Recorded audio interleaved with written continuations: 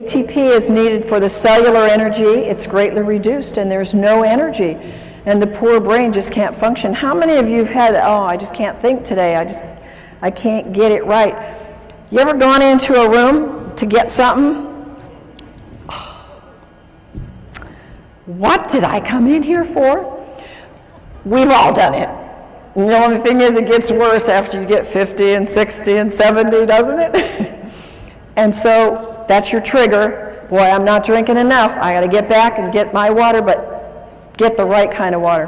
What are the side effects of brain dehydration? One of the side effects is your body starts to use up the antioxidants because of its great need to get rid of body toxins.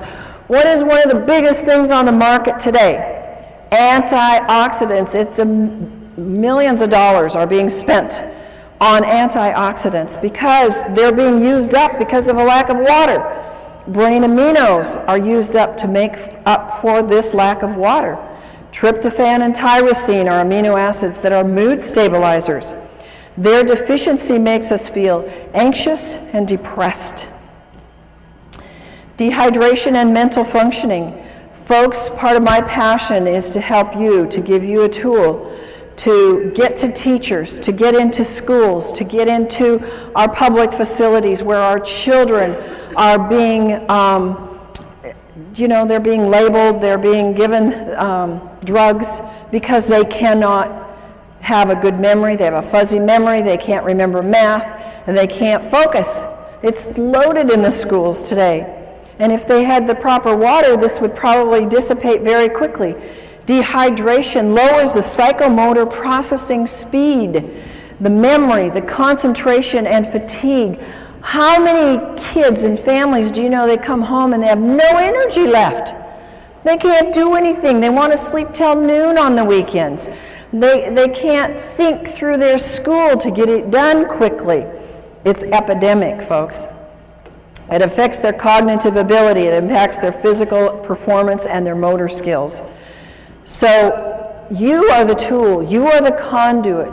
You are the caucus to be able to go out and spread the word and use this information to share with people, to get into private schools, to get into church schools where they can start giving it to their students and they can see.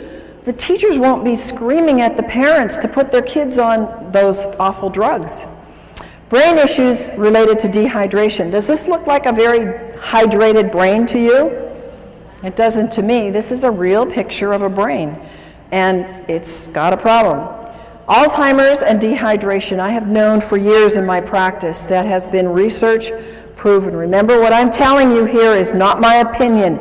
These are documented facts in research that Alzheimer's and all these other things that I'm going to relate to you are coming from documented studies that dehydration plays a significant part in it. Alzheimer's tends toward vasopressin levels, which is responsible for the water being in the right balance. Alzheimer's have increased dehydration. And one of the hardest things that I've seen in my clients that have had Alzheimer's parents or relatives, they can't get them to drink. Once they're past a certain level, it's very, very hard to get them to ingest the water. So what I say is, if you can only get a little bit of water in people, for heaven's sakes, get the right kind of water in the people so that it's hydrating water. Anxiety and panic attacks, they are rampant. People are paralyzed with panic attacks and anxiety. And what happens? They don't have water. They've got their cup of coffee next to them on the road. They got their coffee in the morning, or they've got their soda at work. Sweating and nauseous, shortness of breath, dizziness, lightheadedness, unsteady and fearful. These are all signs of dehydration and anxiety and panic attacks. This is something that when families deal with anorexia and bulimia, if they would know how important hydration is, they could probably save a lot of money and a lot of stress. I've dealt with families with this problem. How many of you have ever known anybody with this problem? It's very serious, and it's very life-threatening. And they have severe dieting issues. They have little or no intake of fluids. they starve themselves, they binge, they vomit, they lose their appetite, they have anxiety, sleep disturbance, fatigue, lack of well-being, depression, irritation. All of those are brain problems. All of those are brain dehydration. Comas. I'm dealing with several people right now in comas, and I've found every single one of them is like 1 or 2 or 3 or 4% hydrated in their brain. They're barely hanging on, and they've been in these comas by God's grace for a long time. And if they would only get them on the water, so far these families haven't been too able to do that, but they can move them because the water is the electrical force that will wake up the brain and help them to be able to function and get things moving. Comas, see, the brain and the body shuts down, and when the body is so dehydrated, well, we think because they had a brain accident and they got it hit on the head that that they can't come out of that coma because of that. Folks, I'm telling you, they can't come out because their body doesn't have enough energy in the brain or in the body to do the connections to get it to wake up. In an advanced terminal cases, dehydration is a very important factor. And hydration is a key factor in coma and delirium. It's very important that you use microclustered, ionized, alkaline water to quickly and efficiently hydrate the brain. Bipolar. It's a very serious issue. Some people have it very, very bad. Causes anxiety, depression, rapid mood changes, compulsions, loss of energy and irritation, and again, it's related in scientific studies to dehydration. Depression. I've told you some about this already, but it's a huge thing.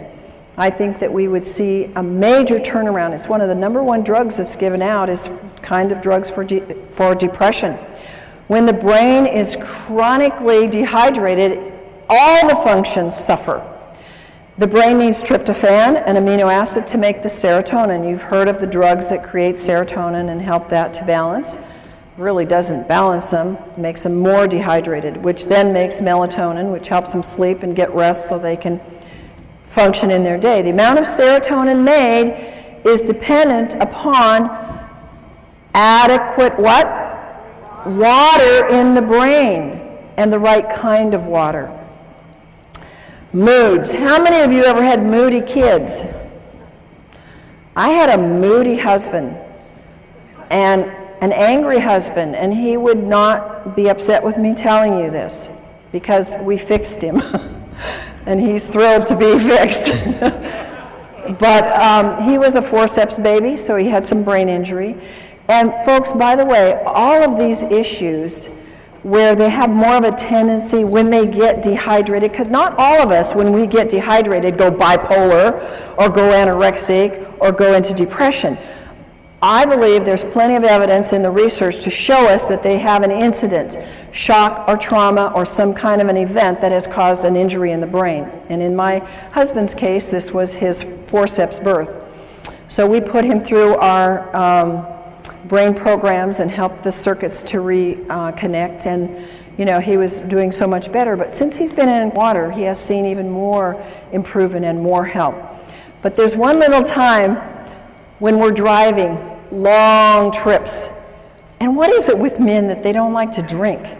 They got the easiest job in the world to stop anywhere, and women don't have that privilege in life. Well, my husband won't drink very much, on the road, and I'm guzzling and stopping all the way along, and he'll get real fussy when we're on trips, and I just say, "You just dehydrated, honey." And he is. So it's associated with negative mood. When you see yourself getting grouchy and, others around you, it's because they are dehydrated.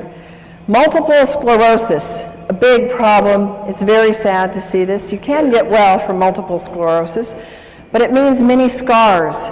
And one of the causes of exacerbations is dehydration, not